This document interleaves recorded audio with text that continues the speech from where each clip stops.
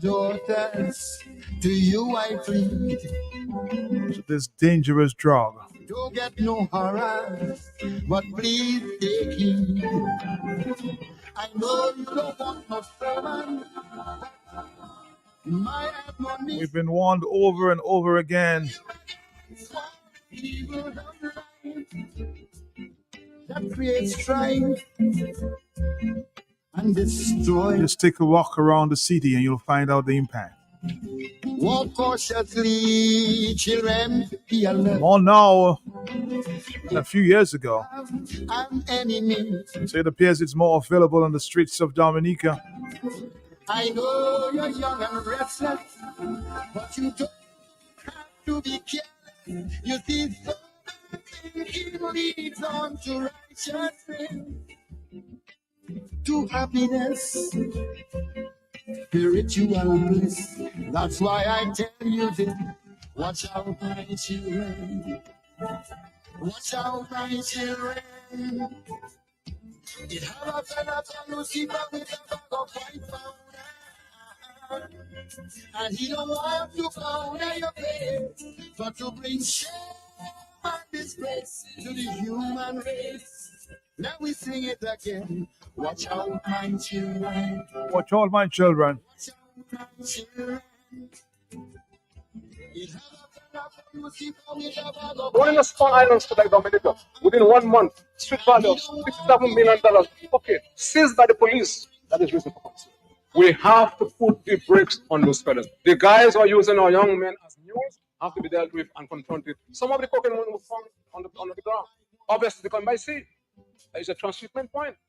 But we have to understand that because of our small population size, the spillover effect can corrupt and turn our young men into addicts also. Because they're using that money to corrupt our young guys. And we have to put an end to that.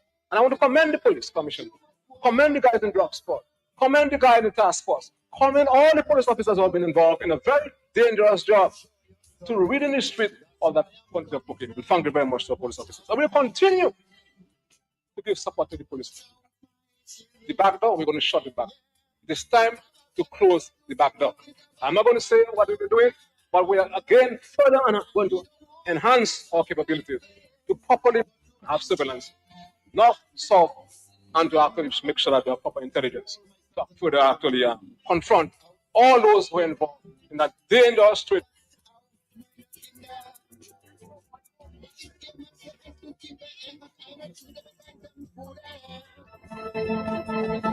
Dominica, we're going to start from the health front this afternoon. It's obvious that it's having a serious impact on our young minds. I just want to repeat again, the Minister of Security, who seemed very, very, very concerned about the cocaine trade affecting our young minds and our society, because it's having a rippling effect on families and loved ones. Mr. Blackmore, let me hear you again one more time. One in the small islands like Dominica, within 1 month, street value of $67 million of cocaine seized by the police. That is reason for concern. We have to put the brakes on those fellas. The guys who are using our young men as mules have to be dealt with and confronted. Some of the cocaine were found on the ground. Obviously, they come by sea. It's a transshipment point. But we have to understand that because of our small population size, the spillover effect can corrupt and turn our young men into addicts also.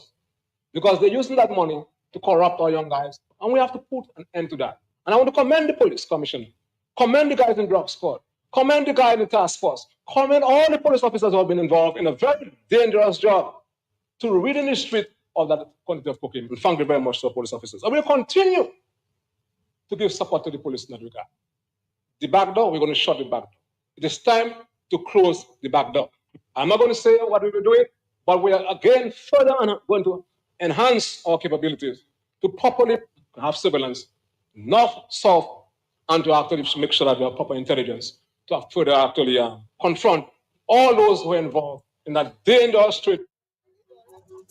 All right, Dominica, you see how many times we repeated dangerous, dangerous. It is dangerous. I know many families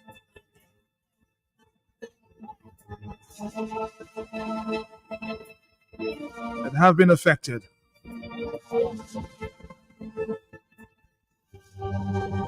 I know that personally. So I'm not talking about others as well, or just others. On the line with me, just for a few minutes. Of course, my invitation was short, so I just invited her to talk to me for a few minutes on the telephone. Dr. Wallace at the psychiatric unit, she's a consultant there.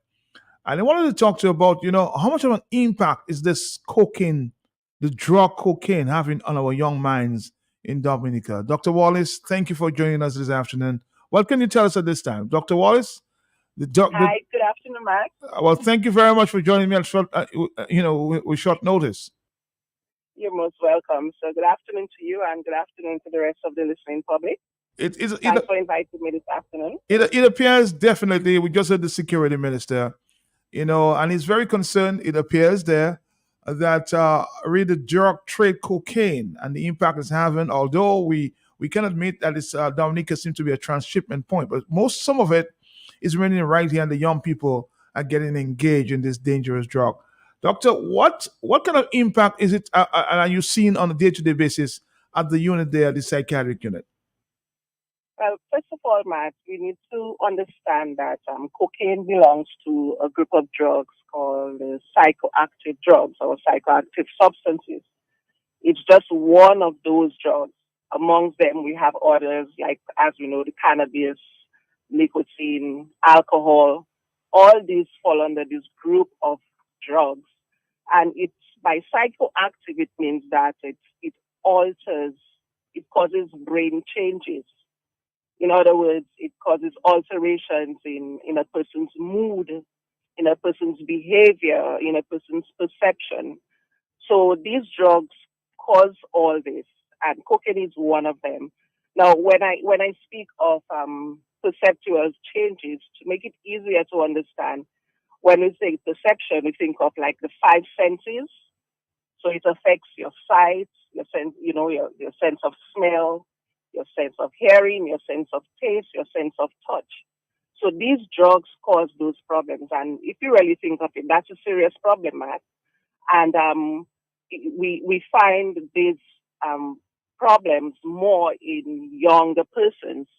And we may ask, why younger persons? And it's because the younger person, as I've said before, their brain is still developing. So as a result of that, the brain is more at risk. It's more vulnerable to insults from these psychoactive substances.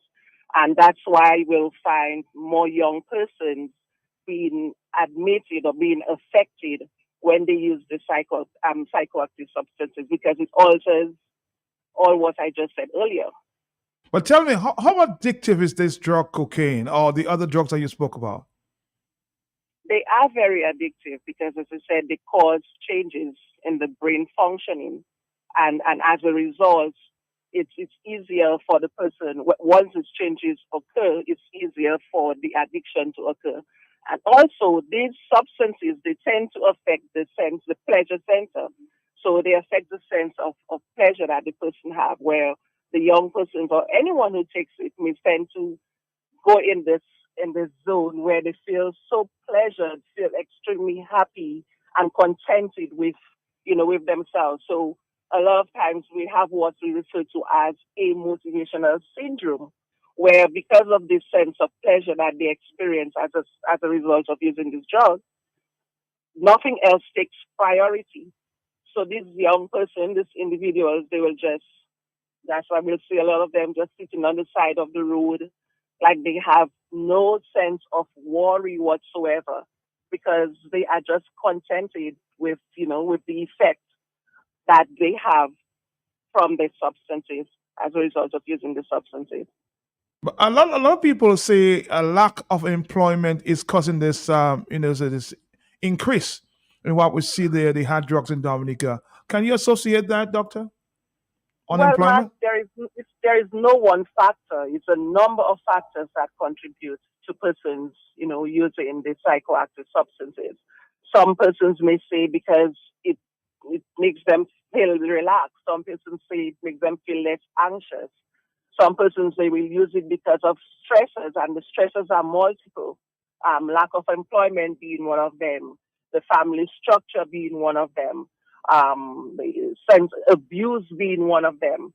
So it's a lot of factors that contribute to this. No one factor. It's a multifactorial cause.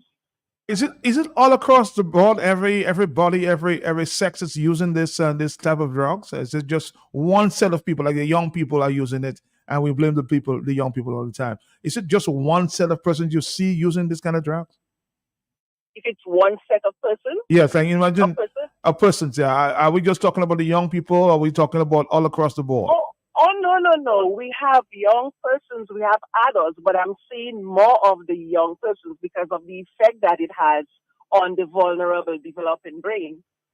So, but the older persons use it too, but the effect on the older person may not be as the effect on the younger person for that very same reason.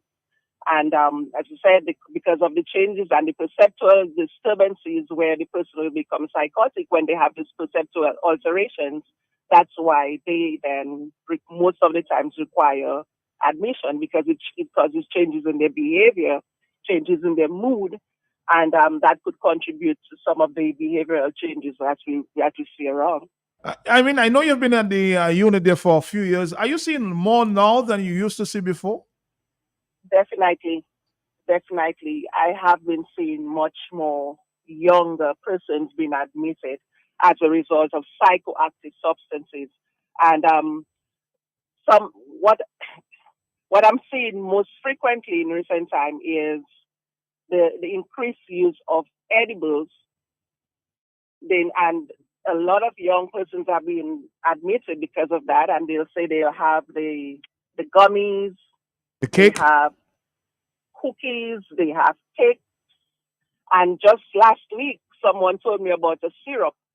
They actually make syrup out of, the psychoactive substances and spread it on food. So I'm seeing so many young persons being admitted after they use those psychoactive substances What are the age range we're talking about? from as low as 14. 14 years. Yes, in recent time, I've been seeing as low as 14. Doc, any advice? 14.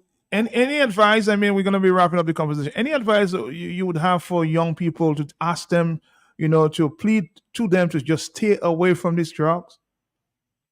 Oh, definitely, Matt. And you see, one of my concerns, and you know that I'm talking about psychoactive substances, and one of them that I'm seeing most frequently is the cannabis. We've had the decriminalization of cannabis, and so this this Matt is Hmm. a concern for me because the young persons they are saying that they're saying that it's legalized and they're saying they can use it right now without any problems. They're saying that it has no effect on them, and also some adults will also say to the young persons, "This is not what is contributing to what is happening to you because I have been using this for years and nothing has happened to me. Very good So this point. is not happening to you." So even the adults also, some adults say this. And again, to try to tackle this problem, we need to try to understand what are the risk factors, what are the factors that increase the risk of persons using those psychoactive substances. And after we've identified those risk factors, then it will be easier for us to manage them because to manage them then will mean we have to tackle those different risk factors that I mentioned earlier so that we can try to curb the use of the substances. So you're saying that as a result, and because of the legalization, quote unquote, you're seeing a lot more persons there in your ward in It, recent times. Yes. remember, it's not legalization, it's decriminalization. But the young person say that it's legalized. It's not legalized, it's decriminalized. But because of that, they are able to More use, access. and we'll see, yes, it's more easily accessible, and to an extent, you can even say that it's more acceptable also, because you're allowed a certain quantity.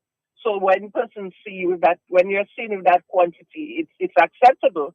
But the question I always ask is, how much of that little quantity does the person use in a day? And I hear them saying all the time, Dr. Wallace, that marijuana will have no effect on me. It's the other drugs that's doing it. But you're saying now that yes, this cannabis does have an effect. It does, and also, Matt, the young persons, they tend to mix those different psychoactive substances, and that makes it becomes even more potent, and the combination becomes more potent, and the impact is going to even be greater. Because when you have not one psychoactive substance, but two or more than two psychoactive substances being mixed, that's a serious problem, man. And this also is happening. All right, I suspect we'll continue having that conversation some other time. But I want to thank you. Thank you for talking to us this afternoon, Dr. Wallace. And we have to You're most welcome, man. we need to have the conversation right here so anybody can call you and ask you the questions they need. All right. Thank you very much. Okay, no problem. I'm very happy that you did say that this decriminalization there of the drug, you've seen a lot more people as a result at the psychiatric unit. Very interesting point. So the authorities must take note. 126, we talk about caring. Well, you just heard the doctor. 449-3095-9697. And of course, 616-4257. Within 1 month, street value of $67 million of cocaine seized by the police. That is reason for concern. We have to put the brakes on those fellas. The guys who are using our young men as mules have to be dealt with and confronted. Some of the cocaine were found on the ground. Obviously, they come by sea. It's a transshipment point. But we have to understand that because of our small population size, the spillover effect can corrupt and turn our young men into addicts also. Because they're using that money to corrupt our young guys. And we have to put an end to that. And I want to commend the police commissioner, commend the guys in drug squad, commend the guy in the task force, commend all the police officers who have been involved in a very dangerous job to rid in the street of that quantity of cocaine. And thank you very much to our police officers. And we'll continue to give support to the police in that regard. The back door, we're going to shut the back door. It is time to close the back door. I'm not going to say what we will do, but we are again further going to enhance our capabilities to properly have surveillance, north, south, and to actually make sure that we have proper intelligence to further actually confront all those who are involved in that dangerous street. Well, I was hoping, Mr. Blackman, I'm hoping. I love the end of your statement there. You say, all those, quote unquote, all those. The question is, Mr. Blackmore,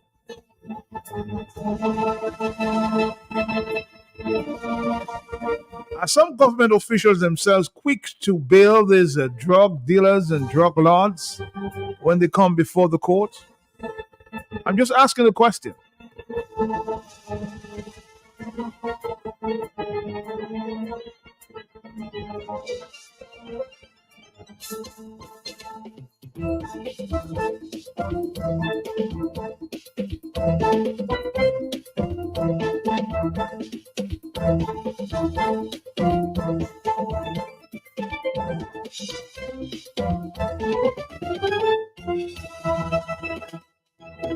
Somebody says that they refuse the U.S. to build a police station in Capuchin and Coast Guard base in the north just to facilitate their friends in the trade.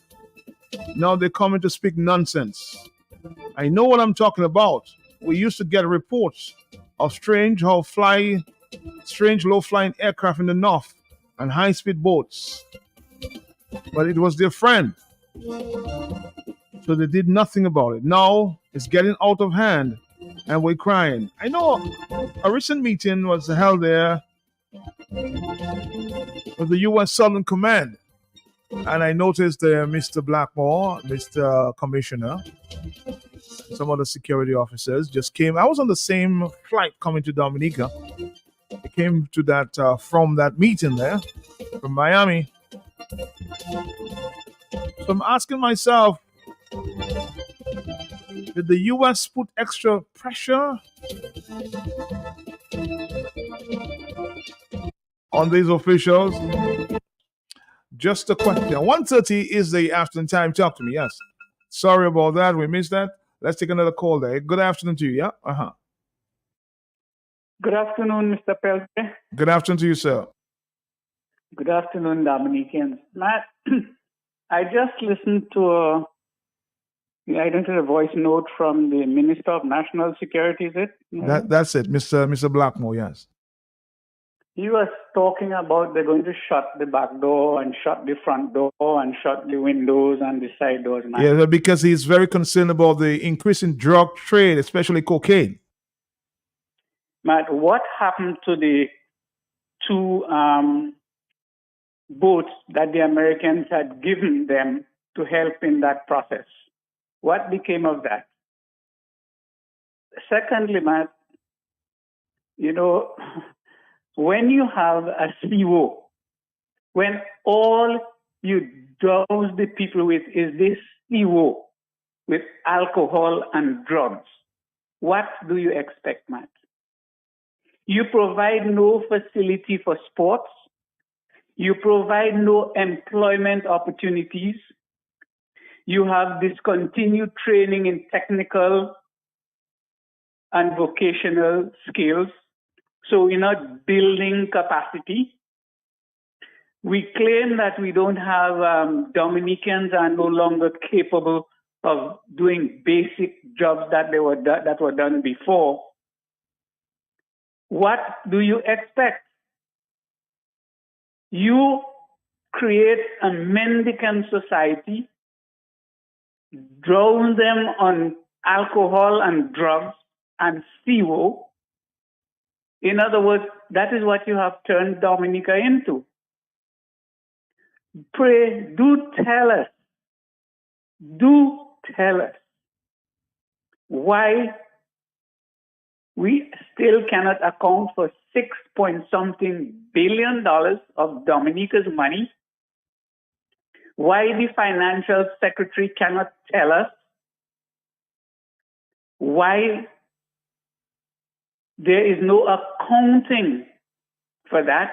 We don't know exactly how many passports or so. This is the purview of the financial secretary. And we need to call these people out. We need to call the director of audit out. Yes, I know we want to get there, but I just want to say, how do we relate to the discussion that we're having now with what you're talking about in terms of the director of audit? I wanted to, let's join the puzzle. Let's put the pieces of the puzzle together to help us get to that conclusion, because we're talking about drugs and how it's affecting our young people. I just want to stay on that note there, okay? So now 1:33. Hello, talk to me 449-3095. I don't want you to run away with a different discussion, but call me back if you feel you can contribute again. Hello, talk to me. Yes, 449-3095. I want to stay on bullseye. Talk to me. Yes. Matt, good afternoon. Good afternoon to you. Yes. Matt, when the lady said to come to back to vote, was the same Minister of Security in place? No, it wasn't. I think so. The same security minister was still in place. Yes. Well, and when they said that Chuckstad came in and the letter was signed, is the same security minister that signed the letter? Same security minister, yes. And so he had came in and she's landing or something like that? It's the same minister, yes. Well, what your point is? Yeah, well, Matt, let me ask a question. I'm calling from GPI. Mr. Minister, can you tell us, I'm just asking a question, can you tell us whether or not containers pass through the port in Dominica as well? Can you tell us? Please tell us, because we want to know. Thank you, ma'am. All right, so Ella, 1:34 is the afternoon time. Yes, more telephone calls coming in. Talk to me, yes, please. Good afternoon. How yes, sir. Good. You and your callers, your listeners. Matt, I heard you play that thing this morning, and I sent you a note letting you know the same thing you repeat a while ago. America put some pressure on them, so now they're trying to do something. Matt, I'll tell you straight up. Two things I have too much respect, I don't really like much, is hypocrisy and stupidity. And these guys have taken these two things to another level, and they think the people are as dumb as they are, or the people should be. But let me explain to you, Matt. When these guys were doing everything in their power to allow illegal money come in, illegal drugs, because it's been rumored many times that these guys are in drugs. Matt, $6 million worth of cocaine as a street value. It's not no little ghetto you bringing that in, because that kind of shipment of cocaine is big money, man. It's big shipment, This ain't no little child's play business. So where these guys want to make it look like it's some liquor poor people bringing these things, and they want to now put poor people, children in jail and make it look like it's them, they need to look at themselves. I always tell you, when you point one finger at me, there's three coming back at you. So these guys now trying to make it look like they're doing something. When it was election time, they get on a podium, come to the back door, take this one, do that, a bunch of stupidity, like I told you.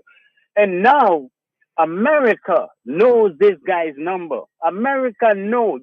Here's how America, the white man operate in a certain way. And sometimes you think he's smiling with you, but really he's getting ready to put a dagger on your back. Here's what is taking place, man. They're just giving these guys a hint. Look, I know what's going on. I know where everything is. I know this, and they're giving them enough time to see if they will straighten up. If nothing goes on that these Europeans have not already surveilled. They know all these things. Just like them when they told them bring the country money back in from passport sitting outside. They know what's going on, but they're giving them a chance. And these guys are going to put that out there now to make everybody think they're doing nothing. But it's just hypocrisy. They're not going to do nothing. It's poor man going to feel the pressure. And then one day you find one of them get on a plane and they didn't make it back. And this is where we at now. And what's going to happen with all these drugs on the street, that the poor man can now get a little bit for 5 cents, $5 worth. This is who's going to endure the worst part of this, because they don't have money for treatment. The country don't have a good, facility. I heard you had a psychologist or a doctor earlier on. Most of these people are not going to tell you exactly the root of the problem. Everybody going to be a specialist in a certain area and tell you how to treat this and how to treat that. But you don't have to treat nothing if you would stop at the root. Go to the root. The reason of Dominica is in the state it is right now is the same when they're back and talking about $60 million cocaine and hemp, scary, all of them. All these guys are sitting at the top. Are who responsible for the country as it is right now? The drug infestation, the crime, and all that stuff, and they need to do something about it. The people need to run them out of town. Thank you, Mark. All right, caller, thank you very much. Everything they're consuming is being laced with hard drugs. Even by the college, they're consuming edibles, not realizing everybody's brain reacts differently, not knowing what else is laced in these products. Matt, also suspicious private jets and boats docking there, making all kinds of shime, koshi, and we don't know what they're dropping off. Airport going in darkness and nobody knows what's coming in. Also playing the clip of Power Rep Shakira talking about BB Ron. She's also finished her statement by saying it's also another thing that is selling out there in Newtown, but she's not going to say it in the house. Obviously, somebody's saying reportedly that she may be referring to hard drugs. Play the clip. The same Power Rep that is talking about the back door and people. Talk 449-3095-96 and 97. Hello, talk to me. Yes. Hello, I'm here. Hello? Hello, yes. Yeah, I just want to touch on that subject again that you have concerning that drug thing. And for me, I've always said that was the stupidest thing that was ever done, to decriminalize marijuana in any form. We just heard that there from the doctor. Yeah, we're talking the real here. Yeah, for me, personally, my thought has always been, if anything had to be done regarding marijuana, is to create an industry out of marijuana, because we have one of the best set of planters in Dominica. Man never went to college, man never went to university, nowhere to do agronomy or anything in agriculture. And them guys, they have the knowledge to plant marijuana and the best marijuana.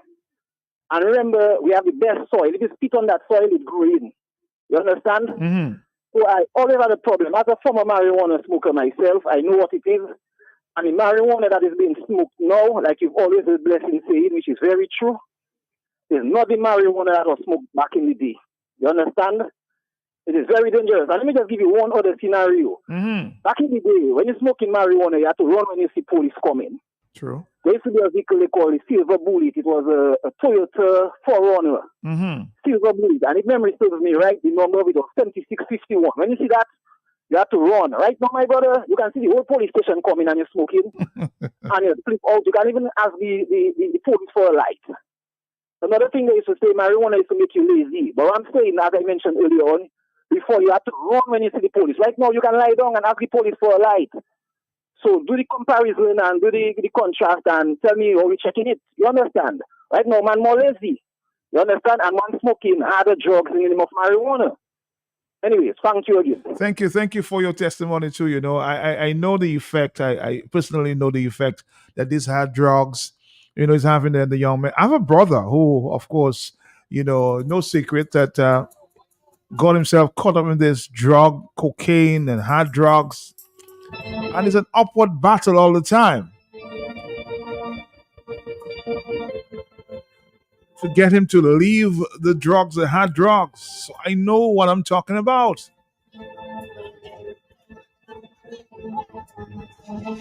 At some point, you know, he has said, well, nothing, absolutely nothing will get him to leave the hard drugs. I know the impact that it's having on other families as well. So it's dangerous. And this is not, I'm saying this is not about politics, huh?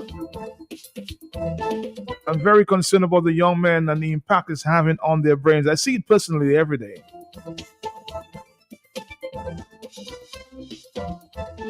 Such skilled people, they're getting destroyed by this cocaine and other hard drugs, the use.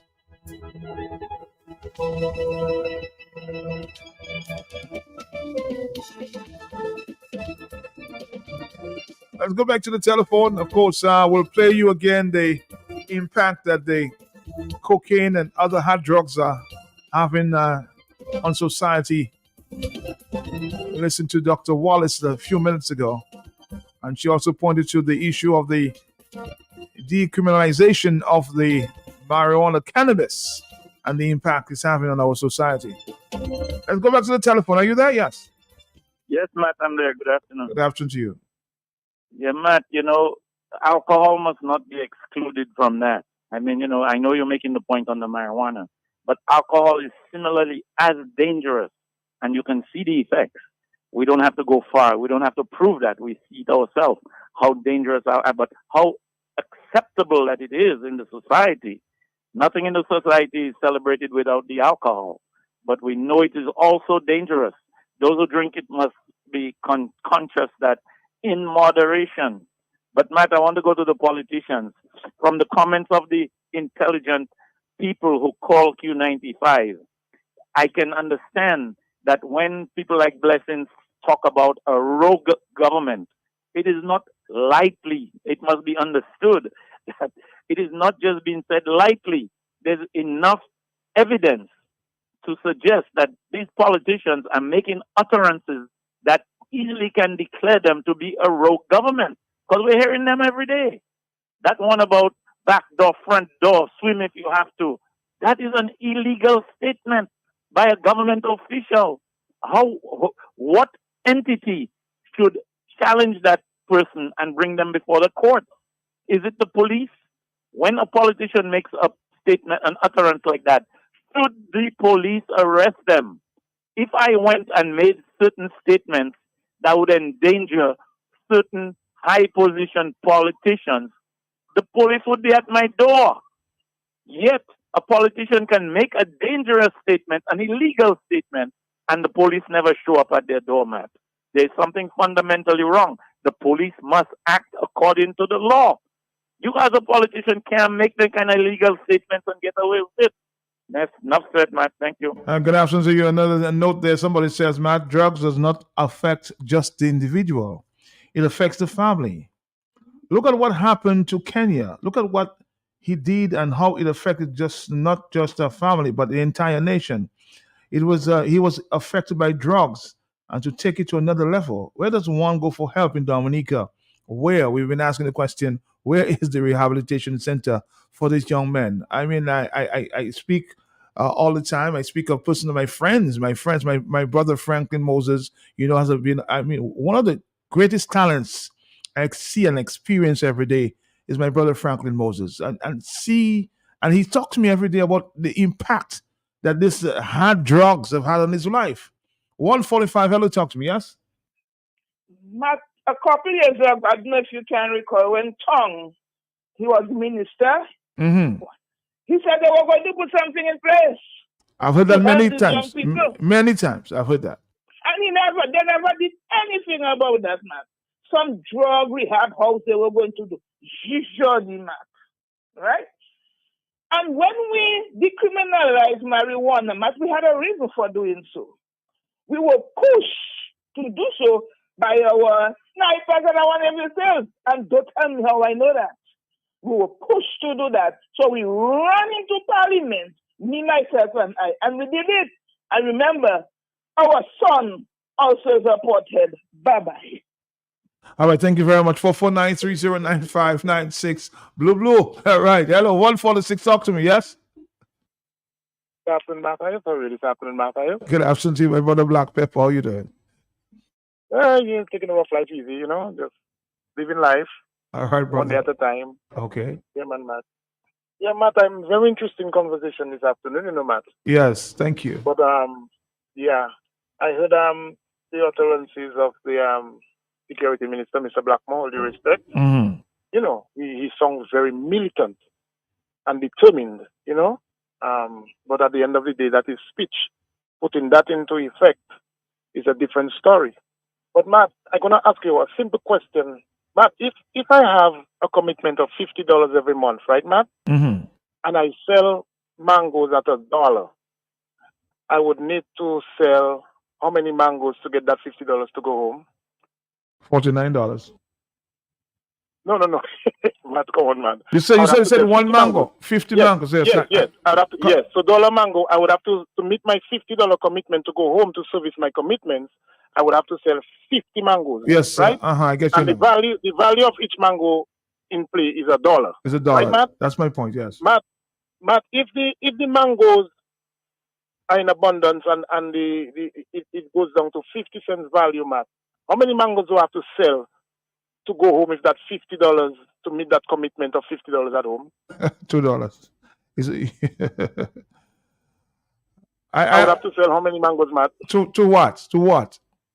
If I have $50 commitment and the price of the mango dropped to 50 cents per mango, how many mangoes do I have to sell now to go home with $50? I'm still a little confused there. You have to multiply 50 by what? 25 times 2. Okay, Matt, let me just get to the point. Yes, go ahead. So I would have to sell 100 mangoes at 50 cents in order to get $50. I'm getting the point now. You're dividing and of course, multiplying by 2, yes. Right. Go ahead, yes. Uh-huh. Right. So, Matt, first of all, you have to understand what the drug trade is at right now. Yes. What is the value of the commodity right now? And what is the impact on currency exchange fluctuation right now? You have to do this kind of science before you attack it. Then also, you have to examine the reasons why people go into narcotics trade to acquire money, right? Lack of employment, people need finances just to live life, to eat, put clothing, and shelter, and meet their basic needs. And when you have surplus, you can buy your T-Max, man. Am I right, man? Yeah. No, Matt. Your point. What is the currency exchange for US against a euro right now, Matt? I don't know. I have to check the banks for that because it fluctuates sometimes. Everything fluctuates except the US. Mm-hmm. it is about 270 right now. It's parallel to the US right now. Right, Matt? Uh-huh. Matt, you remember the euro was about $4? Oh, yes, a couple of years ago it was $4, yes. Right. So, Matt, when I am unemployed and I choose a form of acquiring my wages, my income by what's available to me in the narcotics trade, and I've been trading for 7, 8, 9 years, Matt. I'm accustomed of going to Guadeloupe with 1 kilo of cocaine and come back with 15,000 euro, Matt. And I take that 15,000 euro and I go to the bank, Matt. I have 60,000 EC, right, Matt? So basically, if I decide I'm going to sell one brick to go to Guadeloupe a month, I come back with 60,000. I pay the bus, I have 40 for myself, right, Matt? So I'm surrounding myself at a $40,000 income per month. Matt, when that euro moves from $4 to 2.7, Matt, what do I have to do now to meet my $40,000 profit commitment, Matt? I'm getting I have to go to Guadeloupe with 2 kilos now. Am I yes, right, Matt? of course. Right. Now, Matt, that goes way back down to the suppliers in Venezuela. Their returns are less based on currency exchange. So when they used to send up 200 kilos of cocaine, Matt, how many kilos of cocaine you think they need to send up now to meet what they used to meet financially, Matt? A lot more, yeah. 400, Matt. You get my point? So, Matt, you have to understand this currency exchange impact as to why there is a large quantity of cocaine being transshipped. We agree with your point. We agree with your points that you're making, though. But the problem that we're having now is how do we deal and get rid of this drug trade in Dominica? Can we? The question is, can we get rid of this drug trade? I'm building a platform, Matt. Go ahead. I'm making you understand value against what is absence to substitute value in the economy. Now, the bottom line is, if you really want to eliminate something like that, Matt, you have to go down to the ground and find out the grievances that stimulate or activate this type of illegal moves, Matt. And unless you not see no momentum like that taking place, they are not ready to stop anything, Matt. Right? It's unemployment, Matt. Everybody want to live life like the ministers themselves, having brand new vehicles and big houses and taking trips and 5 women. People in average society want to be like what they see. But how do they get there? If there is no legal framework or platform for them to acquire it justifiably, Matt. But at the end of the day, you want to be like Michael Jordan in Dominica. You want to be like the R. Kelly. You get my point, Matt? Mm-hmm. So you have to look at the motivating indicators and what can support those motivating indicators to come to light. The bottom line is there is no legal form of finance to that extent for an average young man to live a decent life in Dominica, Matt. Before we run and say we're going to block the back door and block this, you have to always understand what it is, why it is what it is, and how do you turn it around is not blocking the back door, my brother. Turning around is giving a man a choice, giving a young man an alternative to de-risk and to acquire reasonable money to take care of his little boy, put a lack of shot on his little boy through legal means, dress up his woman through legal means, go to an event, rent a table through legal means, go so I want to buy my T-Max by Ocho Trade, I can take it on higher purchase because I am making money through legal means. Matt, the government have to wake up and stop shipping them jobs outside and run a serious program and engage them young man. Matt, when them young man come in the foreign, they're doing it, Matt, it's hurting me. They're going 100, they're buying house, they're buying Tundra, they have their bike, they have jet ski, they have boat. They're doing it legally, Matt. The ability is in abundance in Dominica. Those that don't want to work hard, they have some with some sporting capabilities. Look at Clear, Raffo. She don't have to run track again.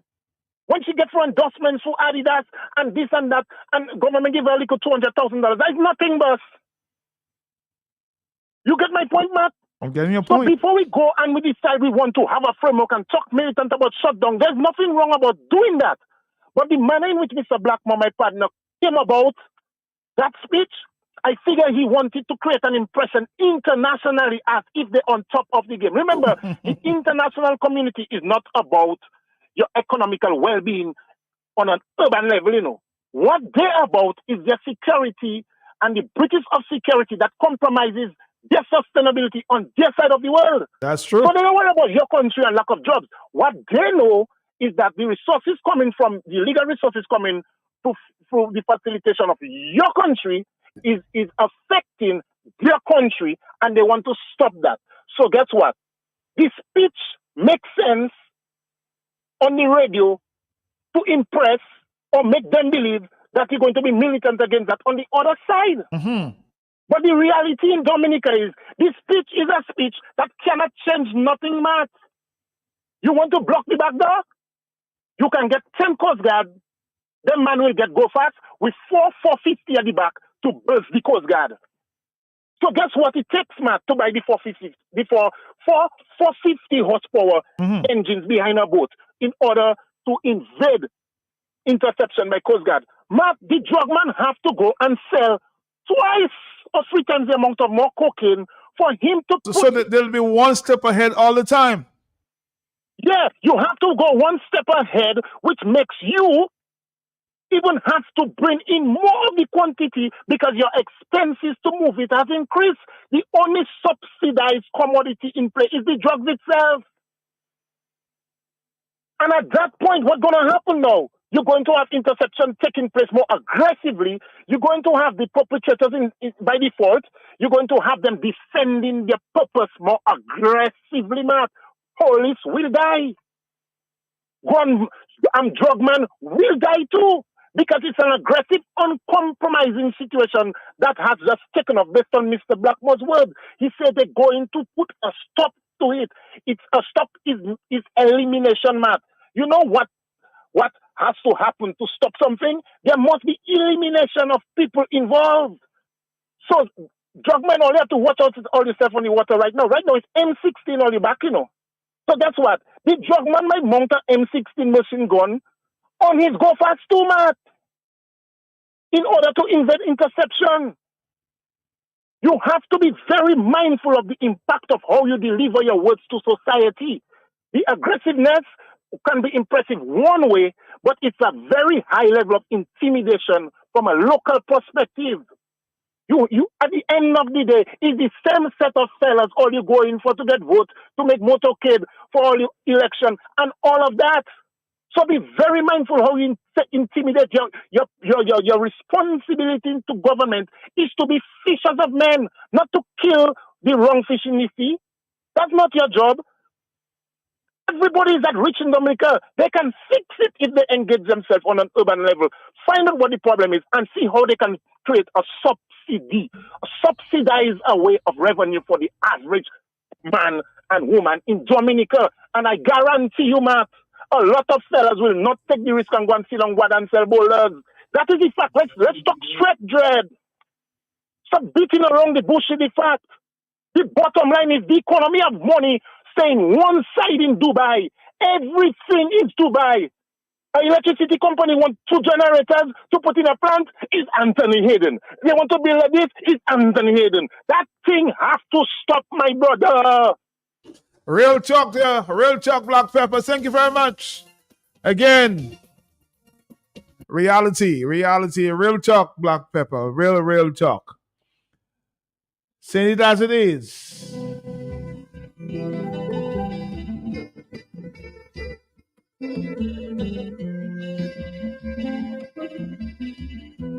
You really understand what's going on, Black Pepper.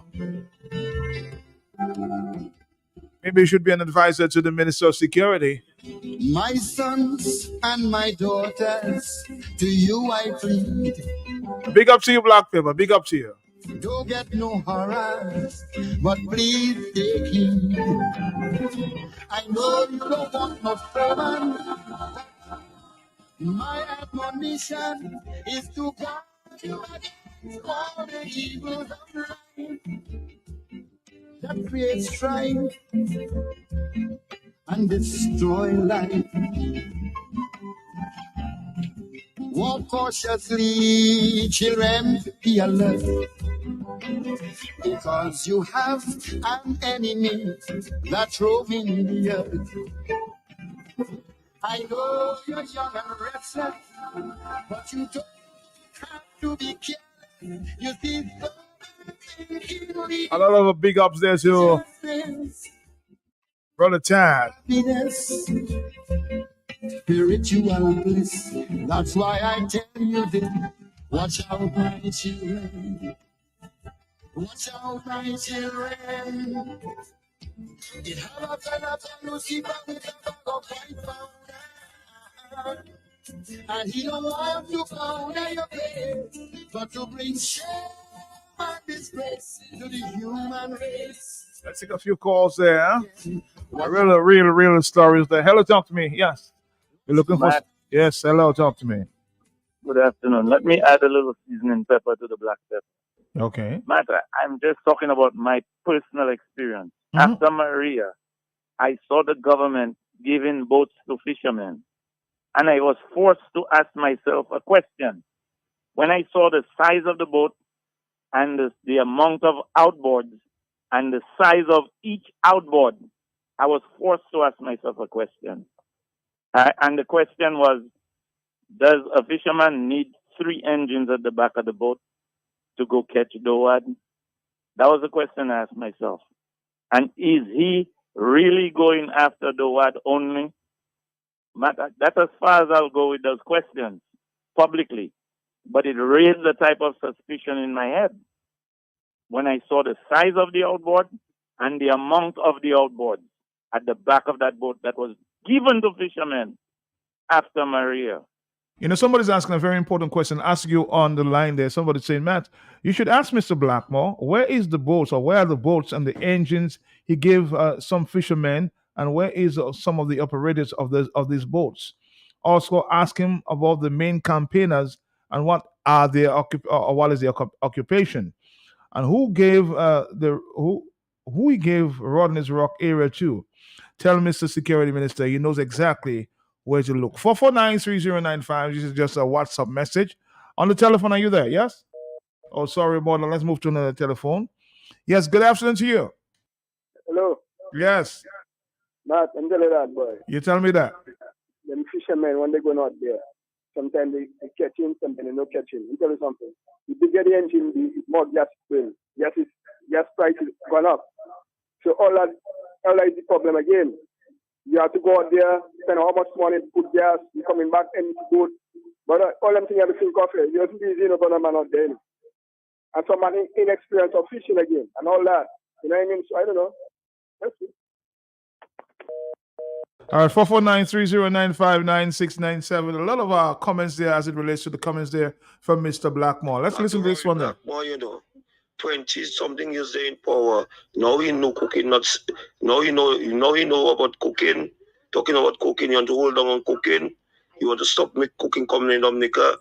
You have a problem now, cooking not selling again, Matt. That is this problem. No work. They're not giving no young men work to do now. You check? So the country getting a standstill now. Them fellas I used to be coming and buy the cooking on the block, they're not coming again. You check? That's what that's going on. So he vex the cooking, not sell it.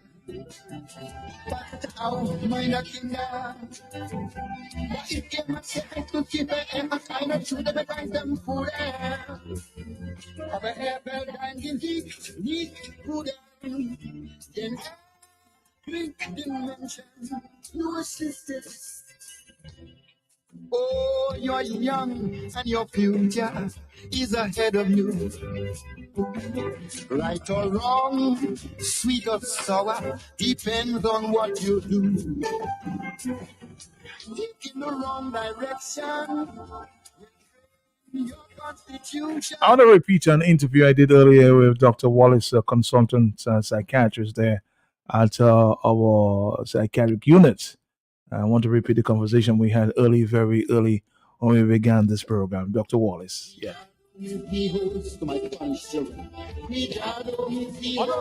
Just for a few minutes. Of course, my invitation was short, so I just invited her to talk to me for a few minutes on the telephone. Dr. Wallace at the psychiatric unit, she's a consultant there. And I wanted to talk to you about, how much of an impact is this cocaine, the drug cocaine, having on our young minds in Dominica? Dr. Wallace, thank you for joining us this afternoon. What can you tell us at this time? Dr. Wallace?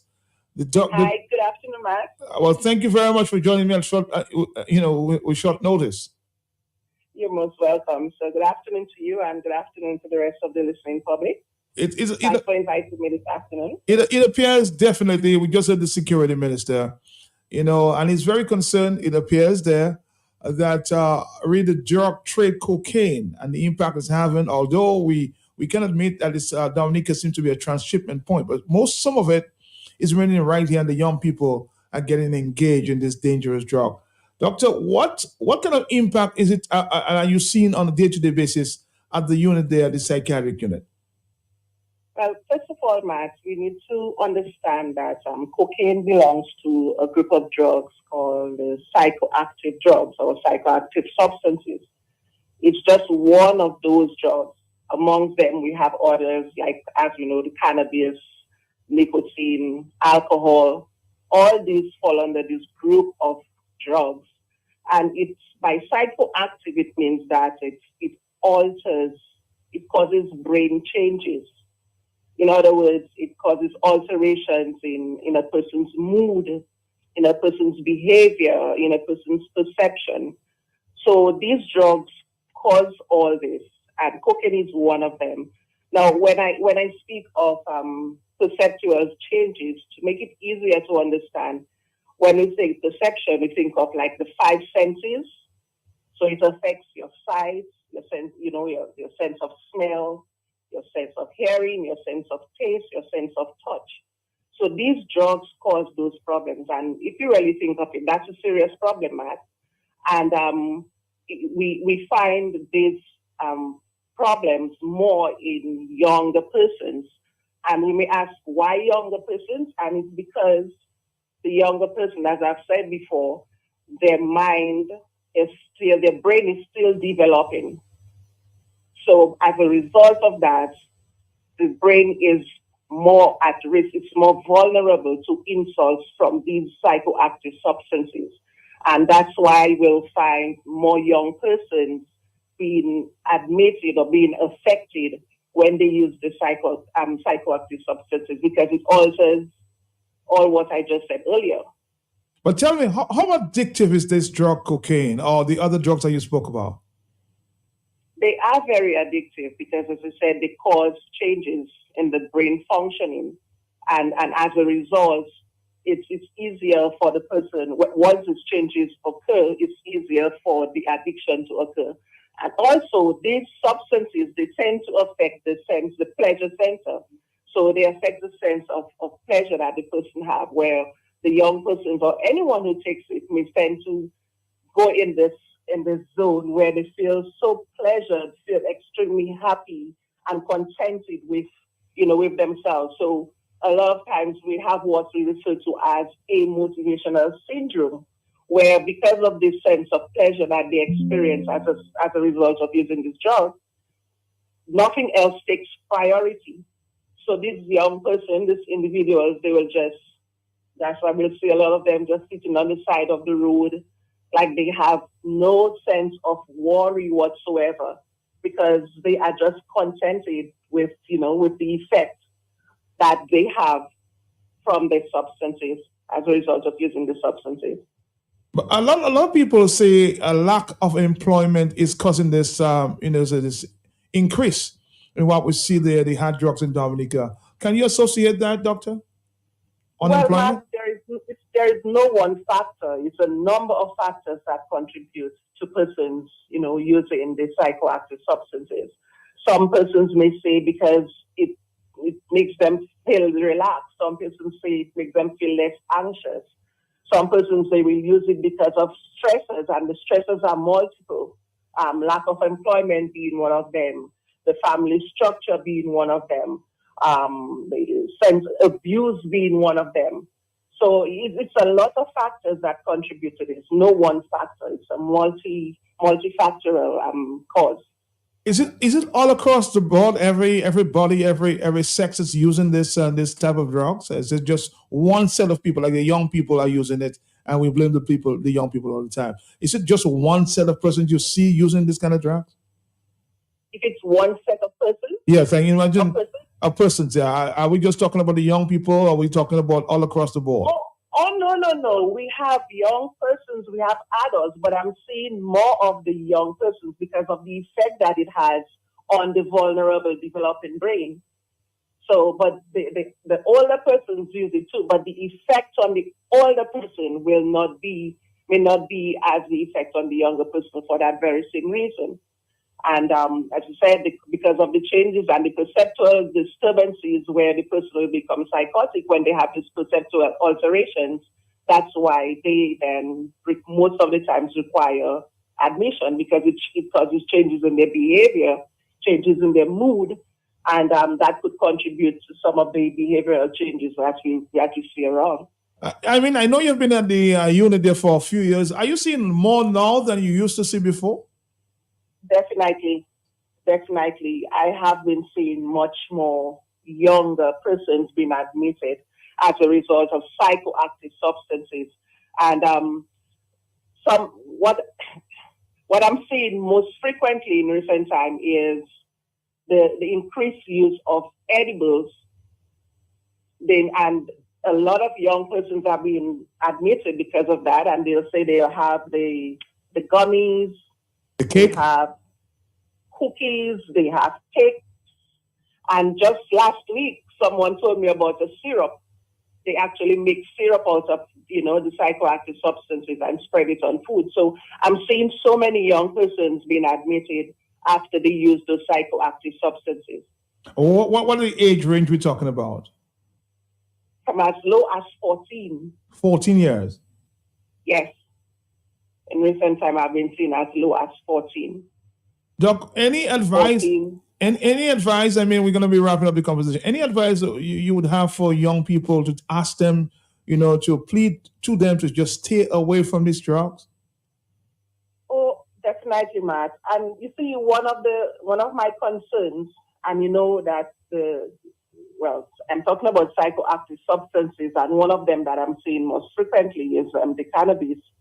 We've had the decriminalization of cannabis, and so this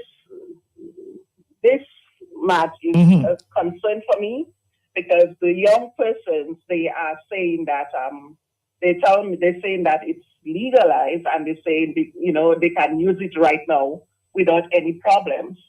They're saying that it has no effect on them, and also some adults will also say to the young persons, this is not what is contributing to what is happening to you because I have been using this for years and nothing has happened to me. Very good point. So this is not happening to you. So even the adults also, some adults say this. And again, to try to tackle this problem, we need to try to understand what are the risk factors? What are the factors that increase the risk of persons using those psychoactive substances? And after we've identified those risk factors, then it will be easier for us to manage them, because to manage them then will mean we have to tackle those different risk factors that I mentioned earlier so that we can try to curb the use of the substances. So you're saying that as a result, and because of the legalization, quote unquote, you've seen a lot more persons there in your ward in recent times, yes? Remember, it's not legalization, it's decriminalization.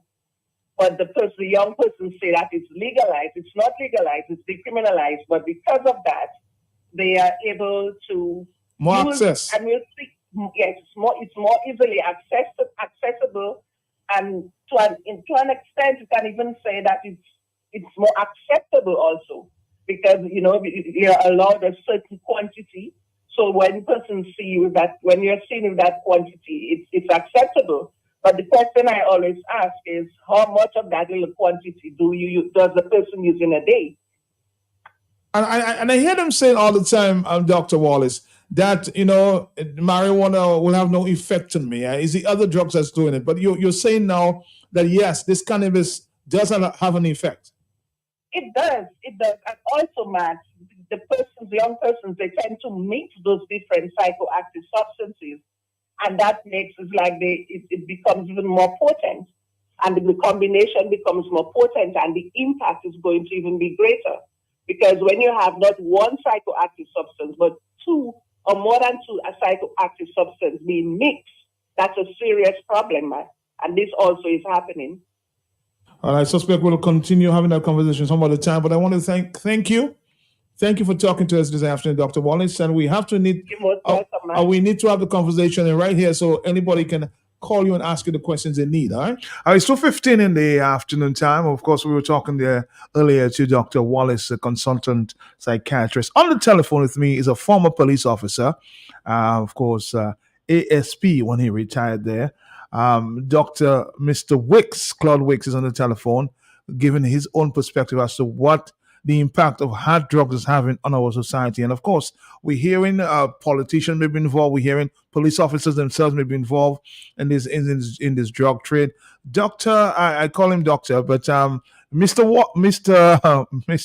Wicks, what's your perspective on what you're hearing or what you're seeing as it relates to the drug trade? Good afternoon to you, sir. Yeah, well, good afternoon, Matt. Good afternoon to you. Good afternoon to my people, to the people listening to you here and in the diaspora community. I thank God that I'm alive in the land of the living, and I can be part of the conversation because we are all in Dominica. Dominica is ours to build, and if something is affecting us, I'm sure in one way or the other, we have our say. But yes, Matt, it's really devastating. I heard the statement made or a part of the speech from the Honorable Minister, like yes. Everything else, as many callers alluded to. There cannot be anything wrong with a view to seeking to arresting that particular situation. It's a situation that's affecting not only Dominica, but basically all over the world. But with Dominica, a small country for small population, and where you have hard drugs, and the learned doctor put it in correct perspective from a medical standpoint, surely it can be very devastating for our human capital, particularly our young people, whom we consider to be the future of our country, to continue the development of our country. And of course, how much of an impact, Doctor? You stayed in this police force for a number of years until you retired, recently. How much of an impact you think, from your own experience, this drug, cocaine, other hard drugs, may be having on our young people? Oh, yes. Well, I mean, you said a number of years. I can put it for the information of the public. I gave this country and its people 41 years, 7 months, 3 weeks, and about 2 hours. Wow. So that's about 4 life sentences and more. That's a lot of years. I did that with joy. There were the valleys, the mountains, the rough times. But when you are connected to God, with God, all things are possible. And he saw me through, and I will continue until he decides to call me home. But yes, I mean, working throughout the police department all of these years, and I was very pleased as I listened to the program, and one of your callers alluded to the fact that some of the people who use drugs, including marijuana, are no longer afraid of the police. And he mentioned one of our famous vehicles that we had, that's a Silver Bullet, and it was so much on point. Even just hearing it, just starting to hear it, people who consume drugs, and let us go into the Class B drugs, like marijuana, would be running away. And I think he's very correct that, and you can see it for yourself, Matt, where people are consuming cannabis in public, like anything else, as a normal Hillsbrew or Special or the other cigarettes. And I mean, this in itself too is very devastating. Although the law is clear on it, the Drugs Act, the amendment to that Drug Act, it's clear that it ought not to be consumed in public. And when you're hearing people are saying that it's legalized, that part has been decriminalized, and you one only can have about 28 grams, less than 28 grams. In other words, if someone has 28 grams of weed and less in his private space consuming, based on how I understand the law, there is no issue with that. But there has to be an issue in the public. Now, if he's not approached while he's doing it in the public, it means, therefore, he will continue to do it. And that's where it's going to be very problematic. There are guys who actually want to enter supermarkets and business places to smoke their weed. And that cannot be so, you see. So what is our society really coming to? It means, therefore, people will start beating up people if they confront them with their weed. Yes, you may feel that you have 28 grams, but it clearly states that it must be consumed in your private space. And I believe it is concerning for our young people. With respect to the mental issues, the psychotic problems, as you know, I prosecuted in the courts in Dominica for a number of years, and really, it's really alarming when I see guys, young guys too, when I say guys, very young guys, I mean, teenagers or juveniles and early 20s who come in for hard drugs and gateway drugs like marijuana, and get convictions, go to the jail, waste their lives, or pay heavy fines. But it just tells you that the deterrent effect is perhaps not strong. Now the laws are there, and even if laws are there, that just tells you even if laws are there, laws will always be broken. So the next issue, the next level that we have to go to is not only looking strictly at the law, but the various categories we can find, the various methodologies we can find to seek to mitigate the impact of drugs in our society. And how do we do that? We do that by education, and we have to continue the education process way down to kindergarten. In fact, from the womb, may I add that, may I submit that it ought to be from the womb. We have to socialize our children. They have the family structure coming. A few callers mentioned about the family structure. We have spectacularly failed our children. Many parents, they're very great parents in Dominica, but you know for sure that there are many parents as well who have decided that, well, okay, we'll just leave that to the other social agencies, like, for example, the church, the schools, and so forth. You know, while parents go and see or gallivant or gabberize themselves somewhere else, and hence making our children more vulnerable to drugs, where they'll be given the drugs by those who are veterans in consuming it. So we have that role to play in terms of education, in terms of socialization of our children by all the social agencies. So while the family, the rock of society, the bedrock of the society, but the schools indeed have its part to play. Government has its part to play. The NGOs, the village councils. I remember as a young man growing up in Le Pointe, Massac, we had several groups, and those groups, it was meant to develop the youngsters. We were 12, 13, we were just entering the secondary school, and we were building blocks, you know, for the future. And indeed, we were the future. So people around my time have now retired, and you can see the contribution that a good 80% of that generation made to the Commonwealth of Dominica. But let me put a question to you, Mr. Wicks. I mean, yes, the authorities speak down and say they want to deal with the issue of drugs, but they are the same. Some of the people, the authorities there, are those who speak down to the dons and the papas. I've heard you say that before. But what can we do? Because of the same people in authority that condone the papas in society. How do we deal? We speak down to these people, but we are the same people who facilitate them and run to the courts to bail them. How do we do that? And how do we deal with that issue? Well, I mean, we can only say if the court has accepted whoever it is, whether directly or indirectly, to bail, can we stay here and sit and ask the court not to accept that person? Now, that's another issue. My point is, if we say that if all of us, whatever department, where you come from, have decided to put a loophole on drugs, it means therefore all of us must sing from the same hymn sheet. And like I always say, what is good for the goose is good for the gander. We cannot blow hot and cold.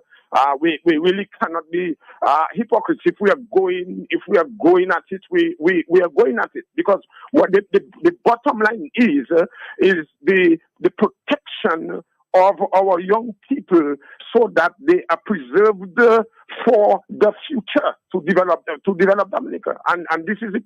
In my view, that's my perspective. That's how I'm looking at it. That if we protect our children from whether drug abuse, physical abuse, and other forms of abuse, at least we can salvage something for the future. Because when all of us would have been gone, I mean, although we see young people are dying nowadays, but as it were, there's a divine intervention who will guide everything. At the end of the day, we really have to preserve them, and we must make that concerted effort to preserve them. And it's not about politics or putting political ties to it. So whoever is holding the reins of power in this land have their work to do, and whoever comes in and must continue the reign and not condone or support any, whether papa, whether who is friend, who is not friend, who is politically entrenched. That is not the issue here. The issue here is preserving us as a people, preserving our young people for the future and the development of this country. But tell me though, what do you say the police officer himself, who maybe, I'm just saying the police officers themselves who get involved in this illegal drug trade, what do you say to them as your former colleagues and maybe colleagues as well? Well, if police officers are involved in drugs, as I've always said, or any other form of criminality, doesn't necessarily have to be drugs. They should be investigated. There must be some kind of investigations to look like the commissioner would have his work and his team of officers to ensure that that is not perpetuated in the police department. Because who will guard the guards? I mean, if we as police officers say that we have taken an oath to serve a people and to serve it without fear and favor, and as the oath continue, and then we are involved in crimes, it means therefore we are blowing hot and cold, and that in itself is devastating. Because when our people see how we behave as police officers, how do you expect to effectively execute your function as a police officer? You know, it puts you in a real dire situation, and that can evoke, in my view, that can evoke violence, that can evoke resistance. Because if I'm packing on the keep clear, or I'm disobeying the law in the presence of whether good citizens or whether criminals in the minority, they will quickly point out to me and say, "Excuse me, why are you asking me to get up to the keep clear? But you are on the keep clear." And that indeed is embarrassing. You know. So if young people who are aspiring to be in the police force, if you expect to enter the force and you believe it is a haven to continue or to get crimes going, then really you should not join the force. But the force must appear to be clinical, must appear to be pure, to ensure that there is faith in the public with respect to its police. I believe, in my view, people like myself and many others, Mr. Alfred, Mr. Duke Sevre, Mr. Daru, so many others who left a great legacy. I think that is enough for our present or contemporary police officers to chew on, to continue to run with the baton, and to make a change and not make any internal or external stimuli derange them or debunk their efforts. Again, Mr. Wicks, again, thank you very much as usual for joining us on this conversation, a very important conversation here going forward. Thank you, sir. We'll talk to you. God bless you. God bless you too. And of course, earlier we reported there was the former premier of the BVI was arrested there in Miami, and I spoke to one such reporter there who told us about some of the lessons that could be learned from other politicians there in the Caribbean region. I just want to repeat this interview that we did earlier there. I think it was yesterday, Mr. Fai. Hello? Mr. Massacre. But do you think in what just happened there in the BVI in Florida has any lessons for other politicians in the Caribbean? I think that there are always lessons, People need to, when you're given to who much is given, much is expected. If you're in a position of responsibility, you need to walk the straight and narrow. You need to be above board. You need to hold up the beacon. People are looking up to you, Matthias. People look up to you and they expect great things from you. And it's very heartbreaking and disappointing when you don't measure up. The standards are high. You put yourself forward as a leader. The standards are high. The bar is set very high. And there's certain things people are depending on you. The decisions that you take now will influence people's lives now and deep into the future. So people need to be very careful and cognizant of that fact and know exactly what it is they're up against. Based on what you followed in it, do you think that the drug is still a very big problem in the Caribbean, the illegal drug trade? Yes, it is. And the thing about it is that it's kind of, I describe it as being cyclic. In the Virgin Islands here, for example, matters a lot because the Virgin Islands is more water than land. Of course, it's very difficult for law enforcement to effectively patrol the Virgin Islands. It's a lot of water. So human trafficking and drug trafficking is a massive thing. Every single day is like there's huge drug busts. And I'm talking about massive drug busts, millions and millions of dollars worth of cocaine involved and that sort of thing. And the stakes, I describe it as being cyclic because the more that the law enforcement are able to catch, then the stakes get higher because the demand gets higher and people are... You know what's going on there with my telephone. Of course, we were having a discussion there with Mr. Massicott. And the lessons... yes. Higher risk. People lost their lives. I mean, it's just a very terrible thing. I think as long as there's a market up north, there's going to be a demand, and a very high demand. The stakes are going to be very high, and little islands like ours.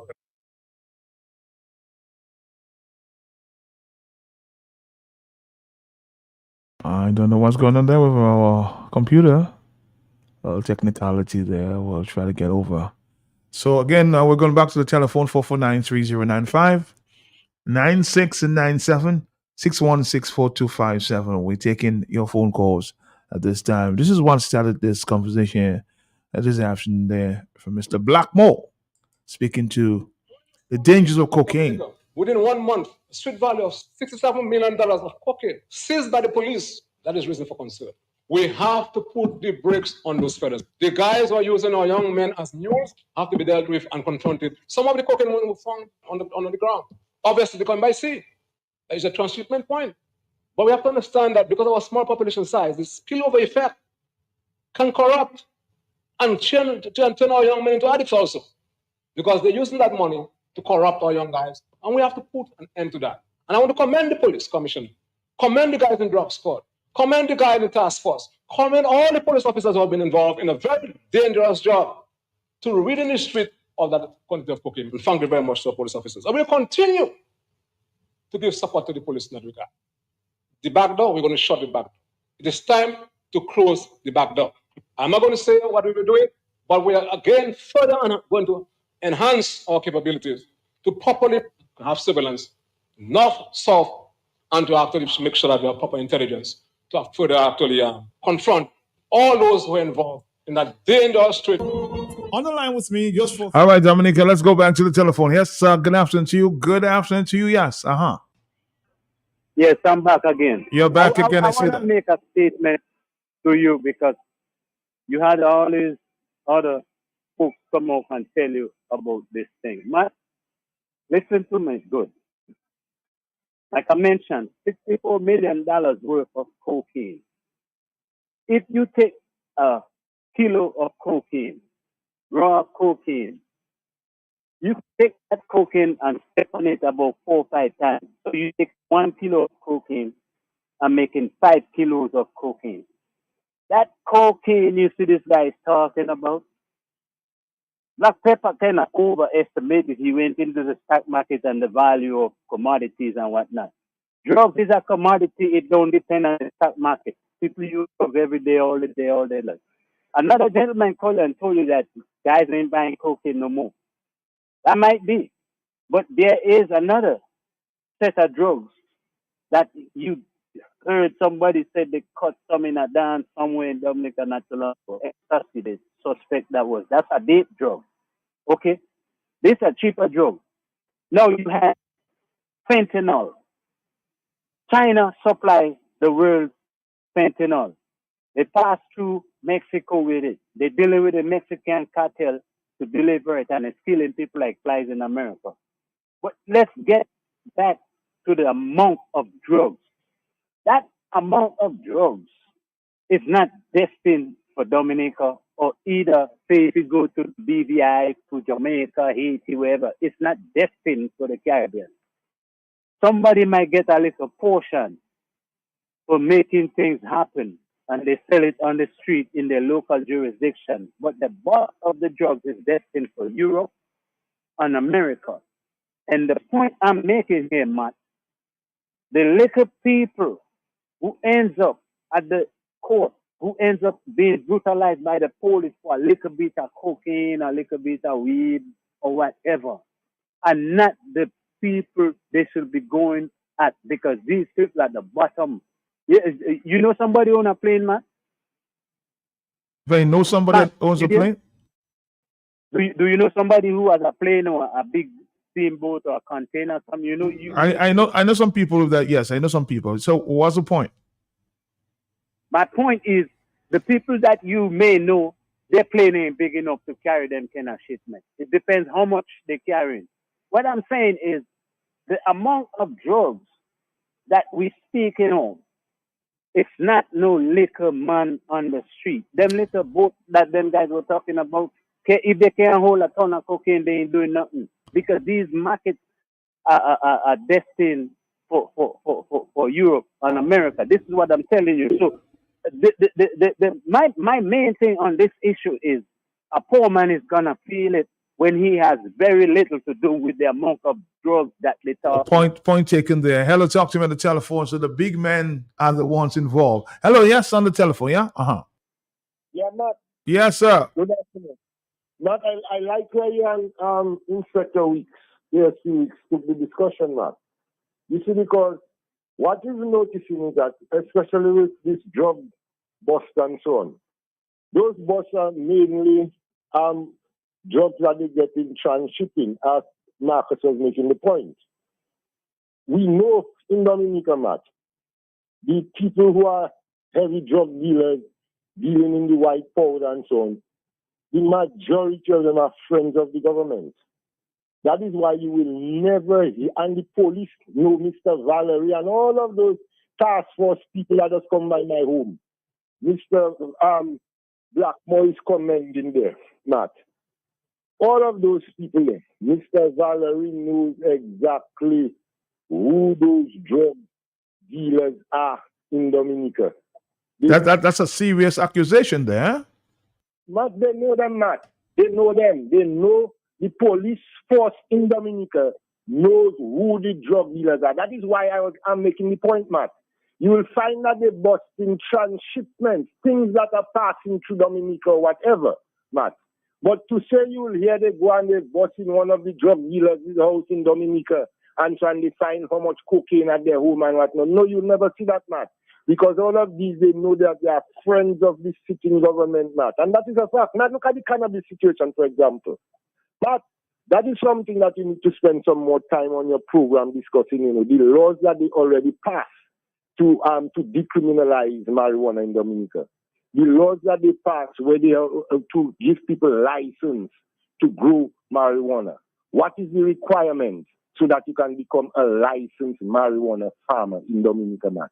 Matt, are you aware that you have government ministers, family of government ministers already have license producing marijuana in greenhouses in Dominica? Well, I've heard about it. I can't tell you that I know about it, but I've heard that, yes, I've heard that. But I've not seen it. I don't know whether what you're talking about is true, huh? Okay, Pastor Matt, and let me continue, Matt. Matt, and Matt, the point I am making wrong that is that, Matt. I understand that to get a license, Matt, that's why we need to verify the law. You need to have some $1 million or something like that. So, okay? Matt, when Lennox and them spoke about the kind of development of the cannabis industry in the parliament some time ago, and they laughed at it, and they would claim like as if they were laughing at it. They were not laughing, Matt. They were taking note as to how much money, how lucrative that industry is. And immediately their minds was how they could corner it for themselves and their friends, Matt. And that is what we see happening. So while their friends and their supporters have license to grow a marijuana in greenhouse that police cannot trespass against, the police, the same task force, They are in the bush, hustling farmers who have been making the planting of marijuana their livelihood, burning down the marijuana fields instead of engaging them and getting them licensed so that they can continue their production, because they are the ones in the business. You have police, the same police Blackmore, commending now, hustling farmers in the bush, burning down the marijuana fields because they don't have license to produce marijuana. They cannot afford to have license, man. So that is what, there is the kind of a corruption among this government. It's just about themselves. Whereas they should be thinking of developing the cannabis industry to the benefit of the farmers, thinking of releasing all those farmers they have in jail for marijuana, thinking of giving them reparations. All of those farmers, they charge big money because marijuana is their livelihood. Right now, Matt, you have government friends and officials organizing officially under police protection to plant marijuana, while you still have Rastaman and other farmers who make marijuana their livelihood. They are being shut out of the industry. They continue to jail them while they give the little boys in Roseau, in the sniper group, a permission to smoke one spliff. And they're smoking spliff all around the place. So you're saying, Brian, just to wrap it up, you're saying that there are a lot of double standards in this one. Not too many double standards, and the Rasta men and those people who suffered before, they are the ones who should be benefiting right now if we're going to industrialize the cannabis industry. But not only the cannabis industry, Brian. I want you to make the point, because I don't want anybody to give the impression that you are supporting the use of this hard drugs in Dominica as it relates to cocaine, right? Yeah, thanks a lot, Matt. Thanks to allow me the clarification. I'm concerned of the farmers, the Rasta men who had that as their livelihood. Now we are going to industrialize it and decriminalize it and so on. But you are concerned about the cocaine trade? Oh, yes, Matt, and that they should wipe that out and they should go behind the dealers that they know, because they know them, Matt. They know them. Let them go behind them and go in the houses and take all these stashes, because they're not stopping. Only what they're stopping is what that passing, transshifting to other points. They're stopping it, they're interrupting it. But what that coming into Dominica, Matt, what they stop, Matt, do you know what happens to all of this stuff that they're stopping, Matt? Do you know, Matt? Is it possible that they may be giving it out to their friends to deal in Dominica, Matt? Well, again, that's your assumption, Brian. I don't know nothing about that. 241. Harry Carey. You're killing yourself.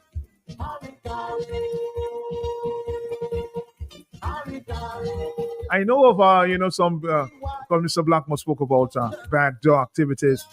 I have known in recent times, some guys that maybe have been arrested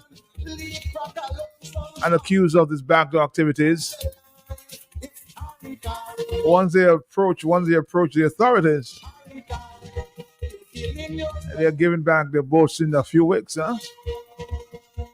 That's the double standards I talk about.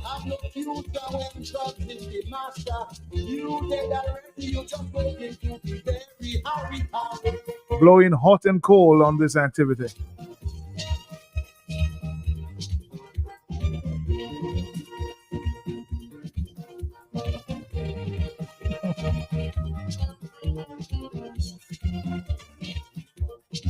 King Short Shirt.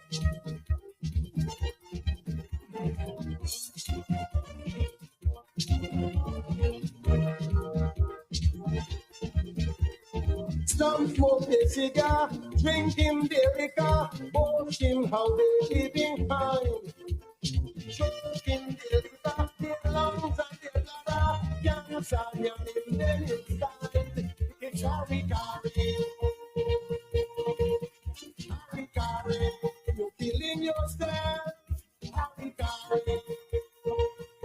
You're killing yourself with these hard drugs, man. No future when drugs is the master. You dead already, you just waiting to be very Harry Carey.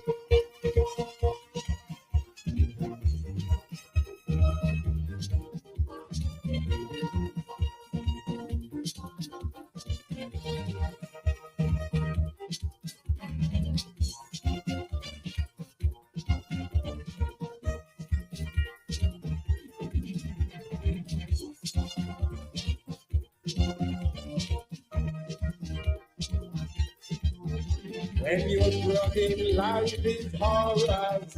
There's no ending, and no tomorrow. If you're smoking, I know you're trying. You've been trying all afternoon, huh? Very difficult program to get onto, huh? don't be a jackass. Live fast and die hard. Soon you won't know where you're being. You'll be a zombie waiting for that black limousine. It's Harry Carey. Harry Carey. You're killing yourself. Harry Carey. You have no future when dropping the master. You dead already, you just waiting to be baby. Harry Carey. Let's go back to the telephone here. It's 2:45. We have 15 more minutes on this program to talk on the block. Good afternoon to you. Yes. Hello. Hello, good afternoon, Matt. Good afternoon to you, sir. Matt, you can remember that 3 marijuana trees and a pound of marijuana? You remember that statement? Uh-huh. Matt, that was very damaging to our youth, our young people in Dominica, and to many homes.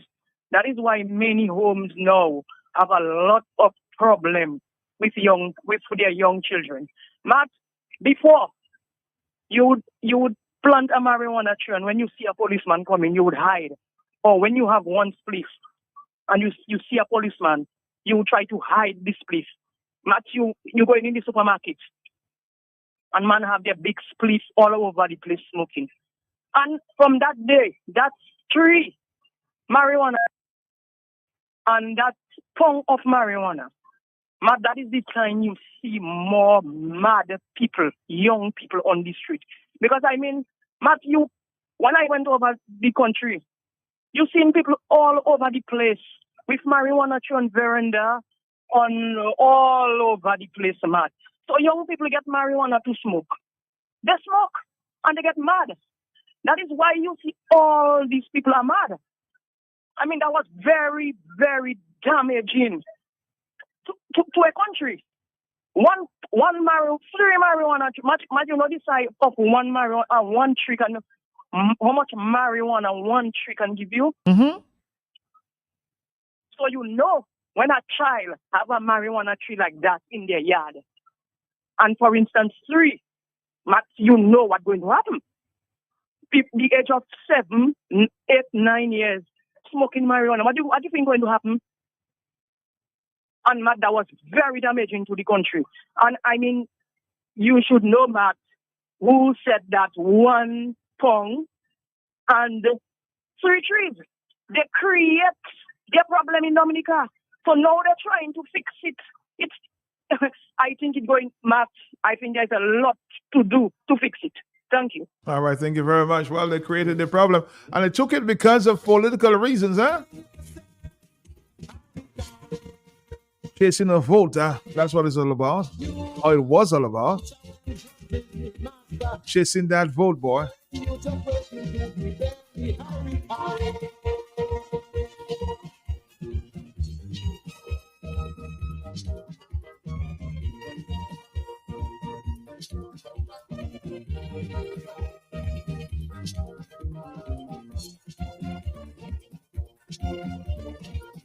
If you just take a walk around the city, you will see the effects of these hard drugs.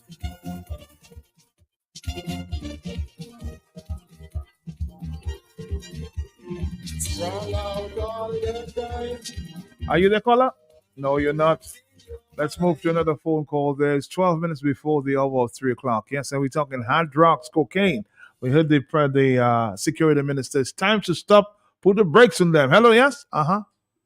Hey, beloved brother, blessings. Just quickly, what do you know the plea bargain having to do with the former premier of the BVI? Repeat what? If a what? plea bargain. I know from what I gather, there's an appeal. There may be an appeal there as it relates to this premier there of the BVI. I don't know about the plea No, the bargain. premier of the BVI man supposed to get 20-something years, and they cut it down to maybe 12 years or 11 years somewhere there. There is a plea bargain. There was a plea bargain. I do not think it is an appeal. I'm just saying, man, maybe he spilled the beans. what they getting all hot and bothered on? Why did they call them? Why did the State Department call them, Matt? Why? So, Matt, I am listening to Blackmore saying we are not going to tell all you what we're going to do. Young men are dying for years and you have never said anything. Who asked you to tell us what all you're going to do with the big drug dealers? And you said that most of them is coming by sea. How many of them you know that is coming by plane drop-offs, Mr. Blackmore? Matt, it's a dirty old game. And these criminals know exactly what is happening and pretending like, well, they are the friends of the public. They are not, Matt. They are in bed with the drug dealers, Matt. And they know who, as Brian saying, they know exactly what is going on. And I hope these drug dealers, they put down the guards, Matt, because they themselves maybe make a deal with the State Department to give some of them up. So maybe that's why they were summoned to come to the U.S. for them to tell them, let me tell you something. All the things we're stupid. We're watching all this for how many years? Look at the information. Look at that. So for all you to get a little slap on the wrist, or they better give us some of those big boys. And in closing, Matt, you know how many times I told you, Matt, that is not marijuana? You know how many times I've told that to you, Matt? Many times, yes. That is not marijuana, Matt. That modification, that GMO, genetically modified organism, just another one. Matt, that is to mess up the minds of young people. And not just the young people, you know. Everybody that smoke, that eat that or whatever, they are a different person altogether. Or they does not understand the gender 2021, now is a gender 2030, a judgment on the earth. Whoever I see and observe is there and listen. Oh, thank you, bro. One in a small island state like Dominica, within 1 month, a street value of $67 million of cocaine seized by the police. That is reason for concern. We have to put the brakes on those fellas. The guys who are using our young men as mules have to be dealt with and confronted. Some of the cocaine were found on the ground. Obviously, they come by sea. It's a transshipment point. But we have to understand that because of our small population size, the spillover effect can corrupt and turn our young men into addicts also. Because they're using that money to corrupt our young guys. And we have to put an end to that. And I want to commend the police commission, commend the guys in drug squad, commend the guy in the task force, commend all the police officers who have been involved in a very dangerous job to read in the street of that quantity of cocaine. We thank you very much to the police officers. And we'll continue to give support to the police in that regard. The back door, we're going to shut it back. It's time to close the back door. I'm not going to say what we will do it, but we are again further going to enhance our capability to properly have surveillance, north, south, and to actually make sure that we have proper intelligence to further actually confront all those who are involved in that dangerous street. I noticed you said north and south. What about east and west, Mr. Blackmore?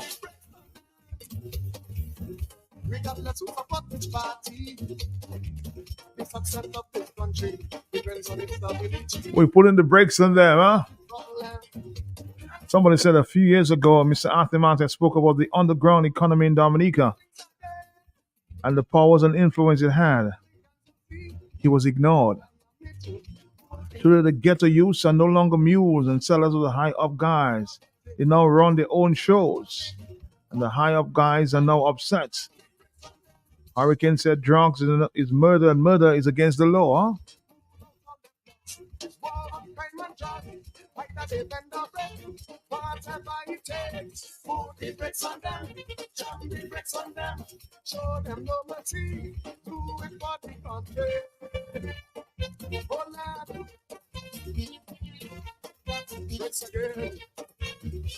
We put in the brakes on them, huh?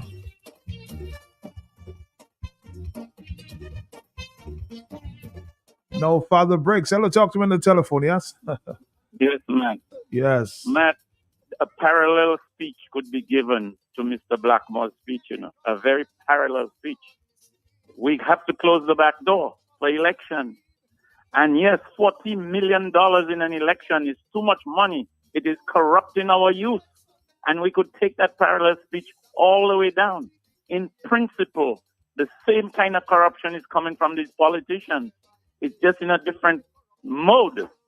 And we're not sure if drugs are involved in it, but certainly money is. And it's the same kind of corruption mentality. When it's in their favor, back door wide open. Swim if you have to. Take a canoe.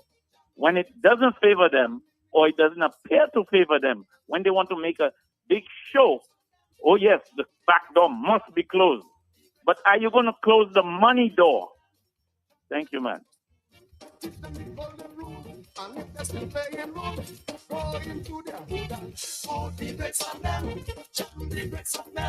Show them no mercy. Time to clean up the country. Oh Lord, give them the dance. Once again. Oh Lord. Weather experts are monitoring a tropical wave located over the eastern tropical Atlantic, producing widespread disorganized showers and thunderstorms. And the development of the wave should be slow to occur during the next few days, so something to monitor, okay? Conditions are expected to become more conducive for development early next week. And the tropical depression could form while it approaches the Les Antilles.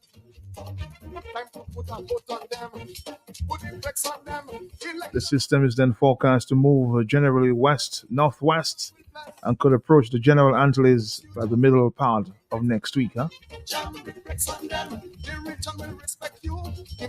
We have 5 more minutes to go there. Ella, talk to me. Yes.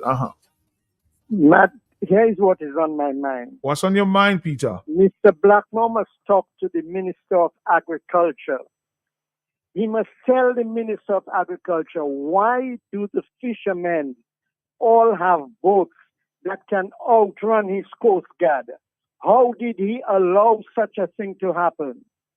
How can he allow an individual to import a boat which has 4 150 horsepower outboard motors that can circle the Coast Guard, run to Matlick and come back, do a quick deal under 1 hour? Are you aware that this is so, Peter? You're not speculating at this time?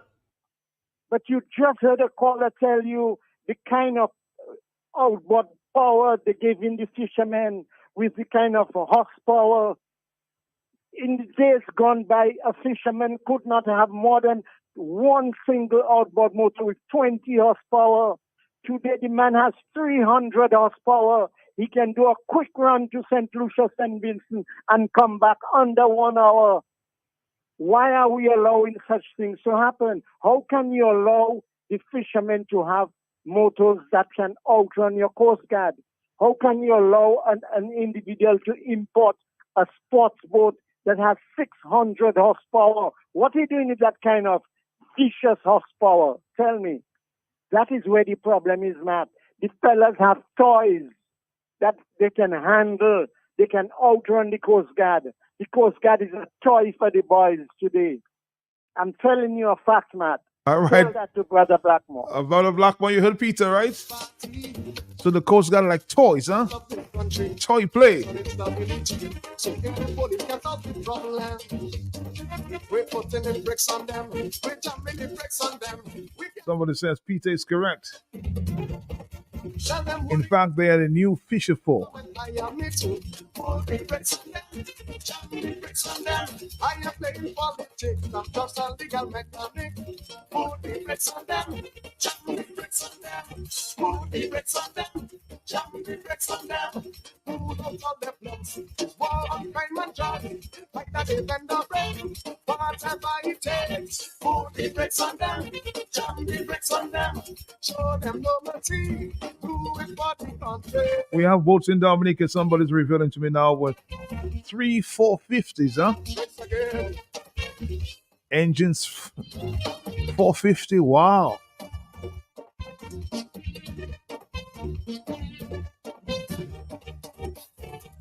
On the telephone, we have 2 more minutes here. This is Q95. This is the Talk on the Block. Hello, yes? I'm out. Peter is right. I just saw 2 of the boat seats, 3,200 on Monday. 3, 2. And another one with 150. So Peter is right. Okay. Peter is very right. I saw him with my own 2 eyes on Monday. And I couldn't believe that we have these high-powered fishing boats around. Maybe the tuners and the Dowada are further out. Huh?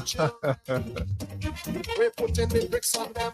I remember my days, you know, my father used to be a fisherman, and the guys who used to go out, you know, you have a 40 at the back of that boat and going all the into the Atlantic Ocean. Never needed all that power at the back of the boat there, so you can imagine just what is going on. Huh? I remember Mr. Adu up there in La Pointe.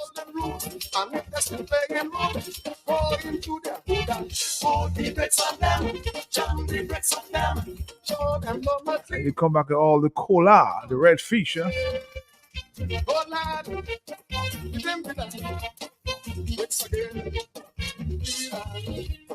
Oh, now we have 3 450s, huh? At the back of the boats, boy. So you can just imagine. Hello, California. Talk to me. Well, Matt, you know something? Tell me the something. days before was small engine or maybe no engine at all. But when man have their big engine, is to go quick and come back quick. That's the name of the game. Sometimes man go all my Cuba instead of having a little 40 horse and you have to be guaying. You can afford to buy your big engine, you buy your big engine. When you watch on the TV, you see the man have all the kind of a power boat going and do all the kind of fishing and competition. So it reaches a stage for man to develop with their engine. They develop. Okay. If he has 1, 2, 3. And the thing about the marijuana, talking about marijuana. How long the government agree for man to have free trees and false trees? It's just this morning.